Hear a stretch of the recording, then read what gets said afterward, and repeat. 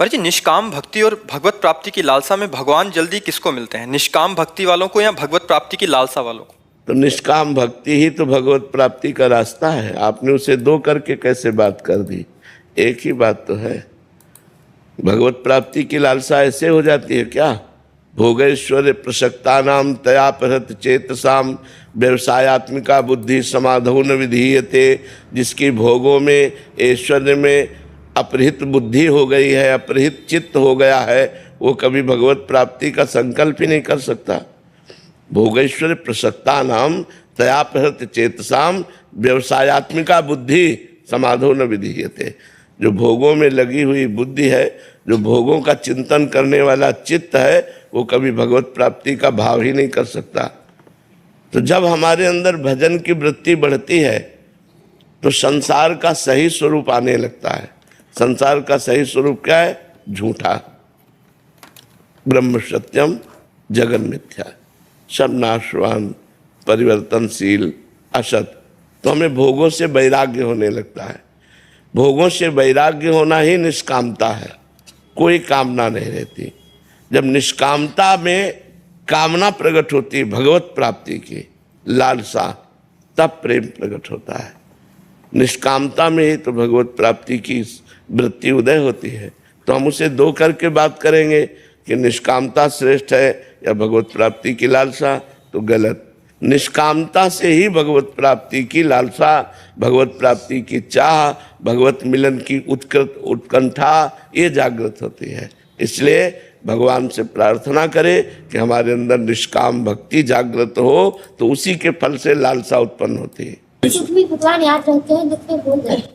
नहीं, गलत सिद्धांत है। अगर सुख में प्रभु याद रखते हैं तो दुख में तो गाढ़ चिंतन होगा। इसका मतलब सुख में याद नहीं रखते, ये सिद्धांत है। अगर सुख में भगवत चिंतन होता है तो दुख में तो गाढ़ चिंतन होता है भगवान का। ऐसा कैसे हो सकता है कि दुख में भगवान का चिंतन भूल जाए? ऐसा नहीं होता।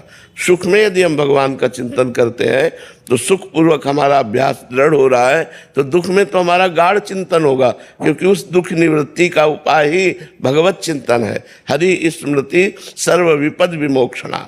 भगवान का चिंतन ही समस्त विपत्ति और दुखों में सहने की सामर्थ्य देता है, उसको रौंद कर निकलने की सामर्थ्य देता है। इसलिए अभ्यास गलत है।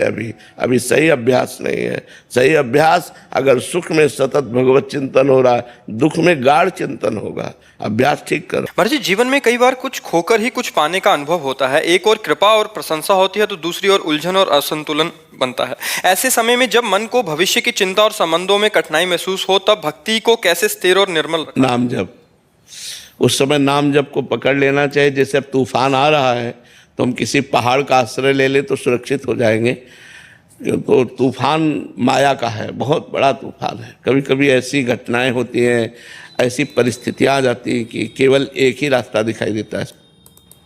जब ऐसी स्थिति आवे उस समय भगवान का आश्रय लो और नाम जप करो। देखो तूफान ऐसे उड़ जाएगा और आप बिल्कुल बच जाएंगे। भगवान बचाते हैं। हरि स्मृति सर्व विपद विमोक्षणा।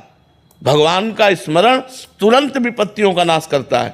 तो जहां विपत्ति में फंसे, जहां ऐसा लगे अब मेरा माइंड काम नहीं कर रहा, उस समय विशेष भगवान का नाम स्मरण करें। भगवान से जुड़े, संसार का सहयोग न ले, संसार के किसी व्यक्ति से फोन करके सहयोग न ले कि आप हमें थोड़ी समस्या का समाधान, वो और फंसा देगा। भगवान से सहयोग ले, एकदम एकांत हो जाए और हृदय से भगवान को पुकारे, भगवान का स्मरण करे, नाथ मुझे रास्ता दीजिए। ऐसी परिस्थितियां फंसती है जिसमें व्यक्ति तो सहयोग कर ही नहीं सकता। अगर किसी व्यक्ति के सहयोग की सोची जाए तो और बिगाड़ देगा, वो संभाल नहीं पाएगा, वो हमारी समस्या को नहीं समझ पाएगा। वो समस्या केवल हरि से ही निपटेगी। इसलिए भगवान से प्रार्थना करना चाहिए, उस समय नाम जप बढ़ाना चाहिए और विश्वास करना चाहिए, धैर्य रखना चाहिए कि हमारी विपत्ति का नाश भगवान करेंगे। हरि स्मृति सर्व विपद विमोक्षणात्। ये हम तुम्हें बिल्कुल पक्की बात कह रहे हैं। भगवान के सिवा कोई नहीं, सब असमर्थ नजर आते हैं। ये हमको हमारा शोषण कर सकता, पोषण नहीं कर सकता। इसलिए एक ही केवल सहयोगी होते हैं, भगवान, और हम उनका आश्रय लें और उनको भजें। उस समय तभी हमारा मंगल होगा। महाराज जी, अगर फिर भी विपत्ति दूर नहीं हो रही तो वो भी उसी को करते रहो। समय लग जाएगा, हो जाएगा, विश्वास करो। समय लग सकता है लेकिन वो कार्य हो जाएगा। वो आप उससे बच जाएंगे, उस तूफान से आप बच जाएंगे, आप उसी को पकड़े रहिए। पर जी कभी कभी वो विपत्ति तो दूर नहीं होती, बट आगे चल के मंगल हो जाता है, ये भी होता है। हाँ बिल्कुल होता है, बिल्कुल। तभी कह रहे हैं कि आप निकल जाओगे, आप उस विपत्ति से निकल जाओगे, आपको कुछ बिगाड़ नहीं पाएगी, समस्या आएगी, समाधान मिल जाएगा। और पकड़े रहो, नाम न छोड़ना। जैसे तूफान आ गया, हमने किसी पहाड़ का आश्रय ले लिया तो हम बच गए, ऐसे भगवान का आश्रय ले ले तो भगवान का आश्रय ही समस्त विपत्तियों से बचा लेता है। भगवान ही है जो बचा सकते हैं। यद्यपि अलग अलग विभागों की अलग अलग विपत्तियां हैं। जैसे एक विद्यार्थी है महाराज जी, वो किसी एग्जाम की तैयारी कर रहा है, तो 3-4 बार में फेल हो गया, घर से मतलब विपत्ति आ रही है, मानसिक विपत्ति आ रही है, परीक्षा में पास हो नहीं पा रहा। तो अगर वो पास नहीं होता तो ये विपत्ति का समाधान तो नहीं हुआ, बट आगे चल के उसको कहीं अन्यत्र और अच्छा नहीं। अगर वो एक बार फेल हुआ और वो विचार करे कि मैं फेल क्यों हुआ हूं, एक चैप्टर है वो आपको पढ़ाया गया है और उसी पढ़ाए गए चैप्टर से प्रश्न हुआ है, तो आप कोई नशा करते हो, आप कोई गंदी बात करते हो, आप अपने चिंतन को कहीं बांट रहे हो, आप हटाइए और अपने चिंतन को एकाग्रता पूर्वक लगाइए और भगवान का नाम जप कीजिए। और ना पास हो जाए तो आप हमें बताओ।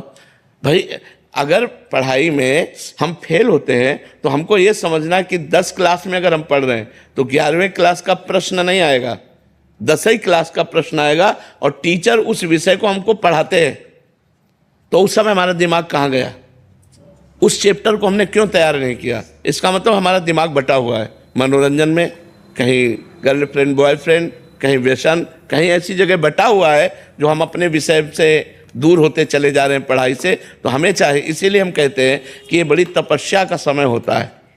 जो विद्याध्ययन समय है, विद्यार्थी का एक तपस्वी जीवन होता है। अगर वो अपनी एकाग्रता को नहीं समेट रहा है और वो इधर उधर फैला रहा मनोरंजन में, तो फेल तो हो ही जाएगा।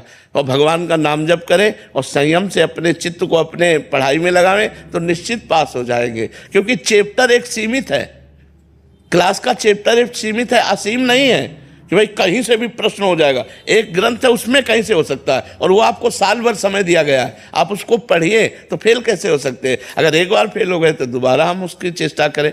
अगर हम 2 बार फेल हो रहे हैं तब तो बहुत शर्म की बात है कि हम 2 साल में एक चैप्टर को नहीं तैयार कर पा रहे हैं। तो उसमें हमारी कोई न कोई कमियां हैं, उन कमियों को दूर करना चाहिए, ना कि निराश होना चाहिए। महाराज जी भाव, चिंतन और कल्पना का स्वरूप क्या है? भाव, जब हम निरंतर भजन का अनुष्ठान करते हैं, पर निरंतर भजन का अनुष्ठान संत संग से होता है। भजन न होई संग बिनु, भजन बिना नहीं प्रेम, छिन्हू भजन न छाड़िए, धरिए यह ध्रुव नेम। जब हम भजनानंदी संतों का संग करते हैं तो उनके कृपा प्रसाद से भजन में हमारे अंदर भाव आता है कि हम भगवान के लिए अपना जीवन समर्पित करें, हम सत्कर्म करते हुए निरंतर भजन करें। ये साधारण भाव आया। जब हम निरंतर भजन करते हैं तो अनर्थ की निवृत्ति होती है, पापाचरण की, अधर्म की, गलत वृत्तियों की। जब इनकी निवृत्ति हो जाती है तब हमारे अंदर भाव आता है। नाम में ऐसी प्रेममयी रुचि और भगवान में भाव का प्राप्ति, और भाव ही भगवान की प्राप्ति कराता है। जब हमारे अंदर भगवत भाव आ जाता है तो जड़ चैतन्य समस्त चराचर जगत में एकमात्र भगवान का ही अनुभव होता है। जड़ चेतन जग जीव जत सकल राम मैं जाने, यह है भाव। दास्य भाव, सख्य भाव, वात्सल्य भाव, कांता भाव अर्थात गोपी भाव, सहचरी भाव, यह है भाव। भाव कब आता है?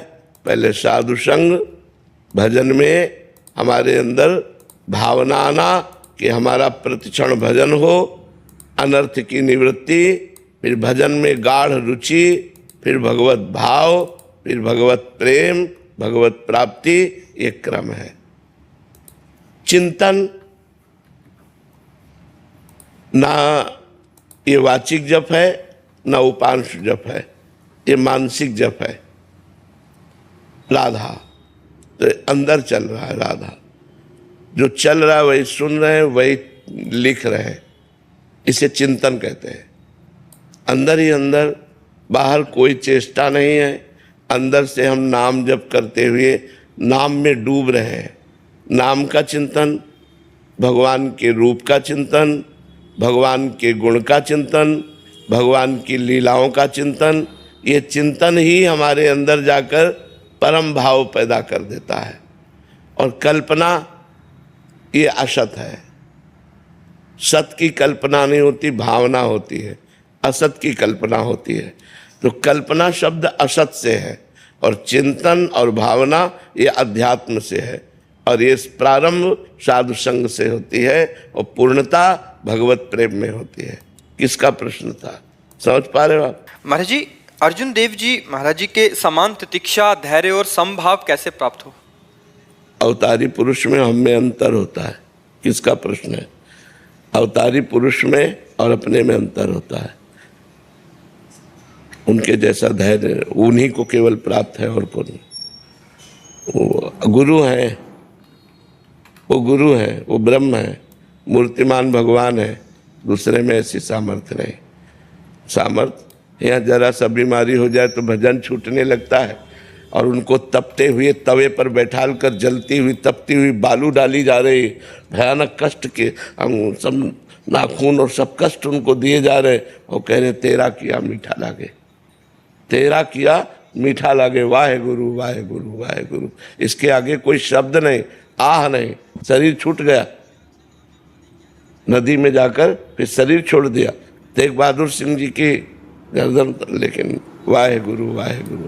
हम तो महापुरुषों के चरणों में कोटि कोटि प्रणाम करते हैं और आकांक्षा करते हैं कि वो कृपा करें कि थोड़ी भक्ति हमारे हृदय में आ जाए। उनकी कृपा से हमारे अंदर थोड़ी भक्ति है। उनके जैसा दूसरा नहीं बच्चा। हाँ, हम लोग उनके चरणों का आश्रय लेकर, गुरुवाणी का आश्रय लेकर थोड़ा आगे बढ़ सकते हैं भक्ति में। लेकिन ऐसा कांप जाए हृदय सुन करके, हृदय सुन के कांप जाए, फिर जिसके शरीर में कष्ट हो रहा हो, इतना कष्ट, लेकिन तेरा किया मीठा लागे, हर कष्ट को सहते रहे। तथा नाम जप से तंत्र बाधाओं व अन्य बाधाओं से मुक्ति पा सकते हैं। बहुत सहज में। जय विनायक शुभ अशुभ विघ्न करे नहीं कोय, विघ्न करे नहीं कोय, डरे कलिकाल कष्ट भय, हरे सकल संताप, हरस हरिनाम जपत जय। जो भगवान का नाम जप करता है, न भूत प्रेत उसके ऊपर चढ़ते हैं, न कोई तंत्र आदि की बाधा उसको पहुंचा सकती है। भगवान नाम जप कर रहा हो और मारण का प्रयोग कर दिया जाए तो जो मारण का प्रयोग करेगा उसी के ऊपर मारण लगेगा, जाके नाम जापक के ऊपर। महाराज जी, हमारे ऊपर तो नहीं, लेकिन पत्नी पूजा नहीं कर पाती है किसी कारणवश, लेकिन उन्हें बहुत ज्यादा परेशान। हाँ, जब तक नाम जप नहीं होगा फिर हम गारंटी नहीं लेते। नाम जप हो रहा है, गारंटी इस बात की, कोई भी भूत प्रेत पिशाच किसी भी तरह का तंत्र मंत्र उसके ऊपर नहीं जा, अगर नाम जप चल रहा है। महाराज जी, आपके यहाँ आने के लिए भी हमने बहुत विनती, बहुत प्रयास किया कि आपकी शरण में आ जाएं, लेकिन आने को तैयार नहीं। जैसी हो भवतव्यता तैसी बने सहाय। जैसा भोग होता है वैसी परिस्थिति बन जाती है। अगर वो भगवान नाम जप करने लगे तो सब ठीक हो जाएगा। भगवान नाम में अपार सामर्थ्य है। और नाम जप नहीं है तो फिर तो सब बाधा ही बाधा है। फिर तो जहाँ राधा नहीं वहाँ बाधा ही बाधा है।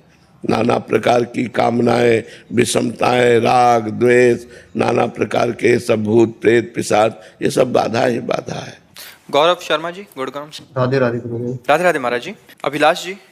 श्री हरिवंश। राधे राधे। राधे राधे महाराज जी। महाराज जी, आज इस कलयुग में हम सभी मनुष्यों के लिए व्यवहारिक जीवन में परम कल्याण क्या है? पापाचरण छोड़कर भगवान का नाम जप करते हुए धर्माचरण करना। चाहे जो युग हो, अगर पाप कर्म करोगे तो दुर्गति को प्राप्त हो जाओगे, भारी दुखों के संकट के जाल में फंस जाओगे। तो पाप कर्म का त्याग करना और धर्म पूर्वक जीवन बिताना। तो पाप कर्म का त्याग करने की सामर्थ्य नाम जप से आएगी, धर्म पूर्वक जीवन बिताने की सामर्थ्य भी नाम जप से आएगी। तो कलयुग केवल नाम आधारा, सुमिर सुमिर भव उतर ही पारा। जो नाम जप करता है वो सब ठीक हो जाएगा। तो खूब नाम जप करो। जो भगवान का नाम आपको प्रिय लगे, राम कृष्ण हरि राधा शिव, जो नाम प्रिय लगे वो खूब नाम जप करो, इसी से मंगल हो जाएगा। गुरुदेव मेरे इसमें एक प्रश्न है। हम बिना दीक्षा लिए सिर्फ राधा राधा नाम जप करके तो कहीं से सुना ना, निकुंज पहुंच सकते हैं नहीं कहीं से सुना ना, कहाँ से सुना? गुरुदेव मुख से गुरुदेव। तो आप क्या मानते हो? क्या इसे गुरु मंत्र नहीं मानते हो? गुरु मुख से निकला हुआ नाम दीक्षा तो हो गई ना, तो इससे भगवत प्राप्ति हो जाएगी। आप चिंता ना करो। हम कहीं से भी नाम सुनते हैं तो किसी संत के मुख से सुनते हैं, हम उसी संत को गुरु मान लेते हैं और नाम जप करते हैं तो भगवत प्राप्ति हो जाएगी, इसमें कोई संशय नहीं। इन गर्मियों से पहले मुझे भगवान में बिल्कुल आसक्ति नहीं थी, फिर अचानक ऐसा हुआ कि राधा नाम जपने से उसने अपना प्रभाव दिखाया और श्रद्धा आ गई। महाराज जी अभी यह कह रहे हैं कि जब डर लगता है कि किसी दिन अगर सेवा से चूक हो गई, जैसे रजो धर्म में पूजा नहीं कर सकते लेकिन घर में किसी और पर निर्भर भी नहीं रह सकते पूजा के लिए, तो उतने दिनों में भगवान की सेवा कैसे करें महाराज जी? हाँ, मतलब कोई अपराध नहीं है, ना सेवा होने पर भगवान नाराज नहीं हो जाएंगे। पर अगर ऐसी व्यवस्था हो जाए कि कोई आकर भगवान को भोग लगाया जाए उन 3 दिनों में, कोई सेवा कर जाए तो अच्छी बात है, और ना कोई करे तो कोई परेशानी नहीं, भाव से कर दीजिए। आंख मूंदा, भाव से थाली लगाई, भाव से भोग पवा दिया, भगवान भाव से पालेंगे। शरीर में पवित्रता का भेद रहता है, तो 3 दिन शरीर से भोग ना लगाकर भाव से भोग लगा दीजिए, भाव से ठाकुर जी को रिझा लीजिए। अगर कोई प्रगट में सहयोगी हो तो उससे प्रार्थना कर दीजिए कि भोग बनाकर ठाकुर जी को लगा दें। अगर नहीं लगाते तो भाव से लगा दीजिए, ठाकुर जी 3 दिन तुम्हारी भाव में ही पूजा स्वीकार। महाराज जी क्या पूर्वजों की गलतियों की सजा हमको भी भुगतनी पड़ती है? हो सकता है, अगर हमारा कर्म संस्कार जुड़ा हुआ है तो हमें भोगना पड़ सकता है। जैसे पुत्र की गलती पिता और बाबा को भी भोगनी पड़ सकती है। वो कोई ऐसा कार्य करे जिससे उसके परिवार को पूरे को दंड मिल सकता है, सताया जा सकता है। कहाँ है बोलो? दंड दिया जा सकता है। ऐसे ही बाप बाबा का कर्जा या कोई दुश्मनी या कोई ऐसे कार्य जिनको नाती को भी भोगना पड़ सकता है, पौत्र को भी भोगना पड़ सकता है, क्योंकि हमारा संबंध है। संबंध से कर्मों का संबंध होता है और कर्मों को फिर भोगना होता है। अब मान लो बाप बाबा की दुश्मनी है, उसमें तुम्हें कष्ट दिया जाए, आप दुश्मनी नहीं करते, आप सबसे हाथ जोड़ के रहते हैं, लेकिन बाप बाबा की फैलाई हुई दुश्मनी है। आप बड़े ईमानदार हैं लेकिन उन्होंने बेईमानी की है, उन्होंने कर्जा किया है, तो आपको भोगना पड़ेगा। फिर उनका कर्जा देना पड़ेगा, नहीं वो तुम्हारी संपत्ति पर अपना अधिकार जताएंगे, तुमसे लड़ेंगे। कई तरह के ऐसे कर्म भोग होते हैं जो पुत्र के कर्म भोग पिता और बाबा को भोगने पड़ते हैं, और बाबा और पिता के कर्म भोग पुत्र को भी भोगने पड़ते हैं, क्योंकि कर्मों का संयोग होता है। उसी संयोग से तो हम उनके पुत्र बने हैं आकर के, तो वही भोग भोगना पड़ता है।